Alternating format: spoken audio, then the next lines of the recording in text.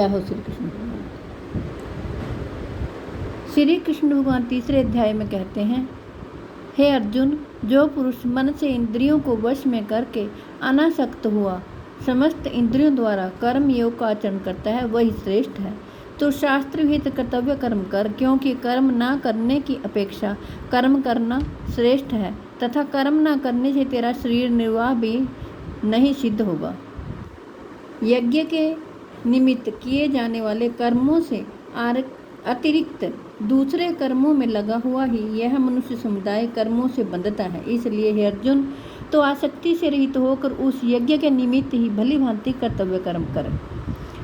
सह यज्ञ प्रजा सृष्ट्वा पुरोवाच प्रजापति अनेन प्रविश्य ध्वमेश वो अस्तिवष्ट कामधुक। श्री कृष्ण भगवान कहते हैं, प्रजापति ब्रह्मा ने कल्प के आदि में यज्ञ सहित प्रजाओं को रचकर उनसे कहा कि तुम लोग इस यज्ञ के द्वारा वृद्धि को प्राप्त हो और यह यज्ञ तुम लोगों को इच्छित भोग प्रदान करने वाला हो। देवान भावयतानेन ते देवा भावयन्तु वः परस्परं भावयन्तः श्रेयः परमवाप्स्यथ। श्री कृष्ण भगवान आगे कहते हैं, तुम लोग इस यज्ञ के द्वारा देवताओं को उन्नत करो और वे देवता तुम लोगों को उन्नत करें। इस प्रकार निस्वार्थ भाव से एक दूसरे को उन्नत करते हुए तुम लोग परम कल्याण को प्राप्त हो जाओगे। इष्टान भोगान ही वो देवा दास्यन्ते यज्ञ भाविताः तर्दतान प्रदायभ्यो यो मुक्तेस्तेन एव सः। यज्ञ के द्वारा बढ़ाए हुए देवता तुम लोगों को बिना मांगे ही इच्छित भोग निश्चित ही देते रहेंगे। इस प्रकार उन देवताओं के द्वारा दिए हुए भोगों को जो पुरुष उनको बिना दिए स्वयं भोगता है वह चोर ही है। यज्ञशिष्टाशिनः संतो मुच्यन्ते सर्वकिल्लवशः भुजन्ते ते तु पापाये पंचात्म कारणात्। यज्ञ से बचे हुए अन्न को खाने वाले श्रेष्ठ पुरुष सब पापों से मुक्त हो जाते हैं, और जो पापी लोग अपना शरीर पोषण करने के लिए ही अन्न पकाते हैं वे तो पाप को ही खाते हैं। संपूर्ण प्राणी अन्न से उत्पन्न होते हैं। अन्न की उत्पत्ति वृष्टि से होती है, वृष्टि यज्ञ से होती है और यज्ञ विहित कर्मों से उत्पन्न होने वाला है। कर्म समुदाय को तू वेद से उत्पन्न जान और वेद को अविनाशी परमात्मा से उत्पन्न हुआ जान। इससे सिद्ध होता है कि सर्वव्यापी परम अक्षर परमात्मा सदा ही यज्ञ में प्रतिष्ठित है। एवं परवर्तयितं चक्रम नानुवर्तयति यः अघार्यो इंद्रियारामो मोघम पार्थ स जीवति। हे पार्थ, जो पुरुष इस लोक में इस प्रकार परंपरा से प्रचलित सृष्टि चक्र के अनुकूल नहीं बरतता अर्थात अपने कर्तव्य का पालन नहीं करता, वह इंद्रियों के द्वारा भोगों में रमण करने वाला पाप आयु पुरुष बेअर्थ ही जीता है। परंतु जो मनुष्य आत्मा में ही रमण करने वाला और आत्मा में ही तृप्त तथा आत्मा में ही संतुष्ट हो, उसके लिए कोई कर्तव्य कर्म नहीं है। उस महापुरुष का इस विश्व में ना तो कर्म करने से कोई प्रयोजन रहता है और न कर्मों के ना करने से ही कोई प्रयोजन रहता है, तथा संपूर्ण प्राणियों में भी इसका किंचित मात्र भी स्वार्थ का संबंध नहीं रहता।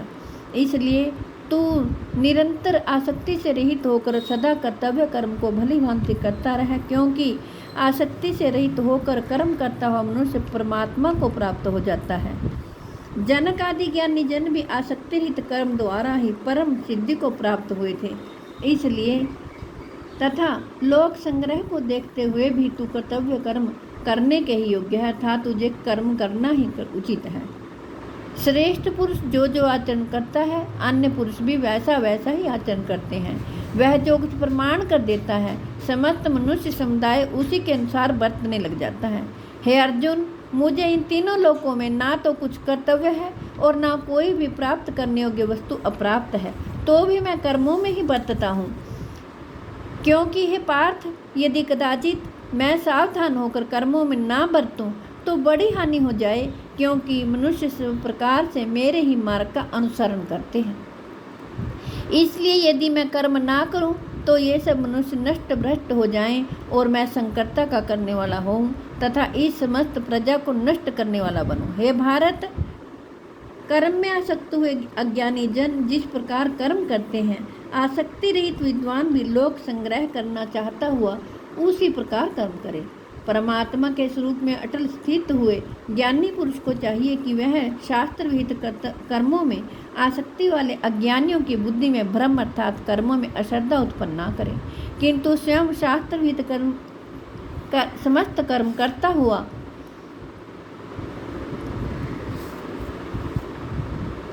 उनसे भी वैसे ही करवावे। वास्तव में संपूर्ण कर्म सब प्रकार से प्रकृति के गुणों द्वारा ही किए जाते हैं, तो भी जिसका अंतःकरण अहंकार से मोहित हो रहा है, ऐसा अज्ञानी मैं करता हूँ ऐसा मानता है।